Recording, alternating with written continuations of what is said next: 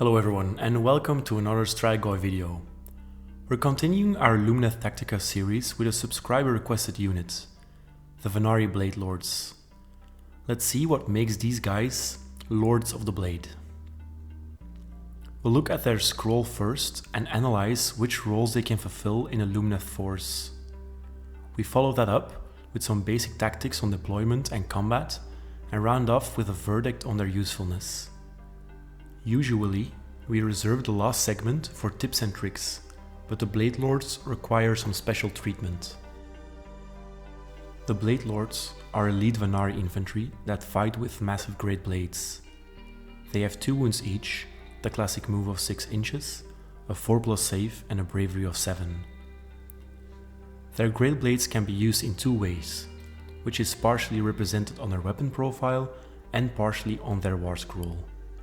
The champion of each unit can swap his great blade for dual blades, but this honestly serves little purpose except for looking totally badass. Compared to the other war scrolls we've analyzed so far, the Bladelords have to make do with only 3 abilities, alongside the Shining Company rule for being a Vanari unit. When they're deployed, with each base touching 2 other bases, they're considered to be in Shining Company. As long as they remain in this formation, they are -1 to hit, but then cannot run nor charge, and they only pile in 1 inch instead of 3. Their coolest rule is the Sword Master's rule.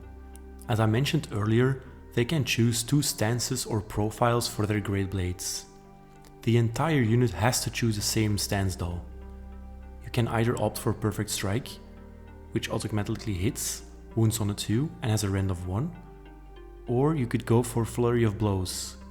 This gives each model an amount of attacks equal to the number of enemy models within 2 inches of that specific Bladelord. These attacks hit and wound on 3s and have no rend. Choosing the right profile is obviously very important. I'd always go for Flurry of Blows if you can at least get 3 attacks with each model. Otherwise, go for Perfect Strike. The latter is especially good against the hit modifiers or heroes, while the Flurry of Blows is best used against hordes, preferably on small bases. More on this later. What makes the Bladelords most useful though is their Guardian's rule. They can bodyguard a Cenari hero within 3 inches and allocate wounds to themselves instead of that hero on a 2+. Keep in mind that you have to try and tank these wounds if you're within 3 inches. It's not optional. The Vanashimor banners is a nice little boon that they have. When they're affected by a spell or endless spell, you can choose to roll a dice. This is not obligatory. On a 4+, they are not affected by that spell. Keep in mind that other units are still affected if the spell you ignored has an area of effect. Now that we've read their abilities and seen their weapon profile, it's time to see what they can do for us in the army. Firstly, they can be made battle line. For each Cenari hero in your army, you can make 1 unit of Bladelords battle line. I would not advise doing this if you've got any other options though, since their bodyguard rule will guarantee an easy death. That is their main purpose though. They are, first and foremost, bodyguards, as that's their only unique ability. They can protect your squishy Cenari heroes. Cathalars and Lore Masters come to mind, but keep in mind that Alania is also a Cenari hero, so you might be able to tank some wounds for the twins as well. Comboing the Bladelords with a Lore Seeker is where you'll get the most bang for your buck though. We'll take a look at this combo in the Basics Tactics section. As a reminder, they can still bodyguard when a Cenari hero is in the Shrine Luminor. In that case, measure the 3-inch distance from the shrine rather than the model, as per garrison rules. The final role they can fulfill, albeit poorly, is being a horde killer. Their Flurry of Blades attack profile can generate a lot of attacks against hordes on 25mm bases. Think zombies or gids. You'll usually get 5 to 7 attacks per Bladelord against those units, so it stacks up fast and they can put in some work for you at those times. Sadly, that's just not how you'll be able to use them most of the time. In the current elite meta, where big monsters and multi-wound models reign supreme, and where staying coherency is difficult, the Bladelords are far from a reliable damage source. Making the best of your Bladelords requires some insight and experience, which we hope to share with you in the next segment. Let's start with the nations. Ymetrica is not a good fit yet again. Ymetrica loyalists, I promise I'm not hating on your beautiful nation. It's just that it doesn't really yield any benefits to units other than Alarith forces. Sayar's a better pick, but still not great.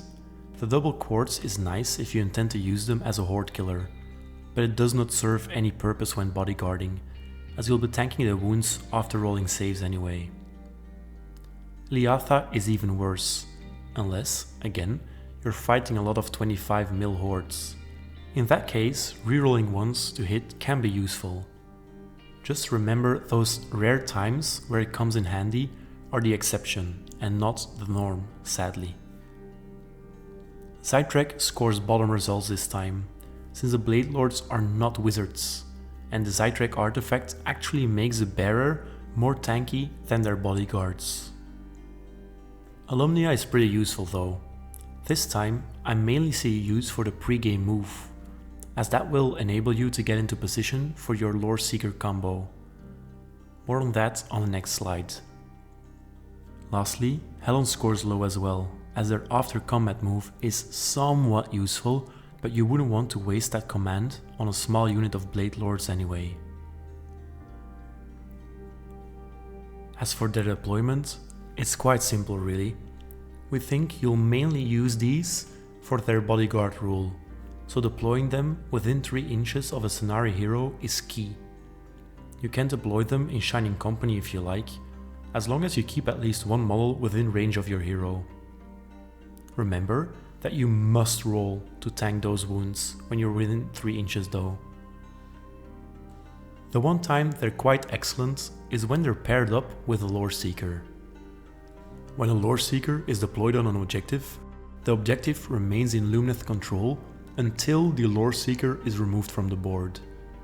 Normally, this is not overly difficult, but when you're sticking 10 or even 20 extra wounds in the form of Bladelords on your Lore Seeker, he becomes really tanky. Make sure your Lore Seeker is within 6 inches of the objective and you deploy the Bladelords close enough that you'll be able to reach the Lore Seeker on your first turn. That means close to 9 inches ideally, but you can still run or even pre-game move with the Lumina in case you're further away. Tank wounds for your Lore Seeker and keep the objective for at least 1 or even 2 turns longer than you would have otherwise. We feel it's important to point out that you're still paying a lot of points for these extra wounds on the Lore Seeker, and that you should not necessarily deploy the Lore Seeker on an inferior objective just to pull off this combo. Guarding a Lore Seeker is a luxury, not a game-winning tactic in itself. If you're gonna use them in combat though, there's 2 ways to use them. When you're fighting a small number of enemies, or when you're behind a screen, make use of your 2-inch range. They can easily fight over 32 mil bases or cavalry models. Choose the perfect strike profile in those instances, as you'll get the most damage out of that stance in those situations.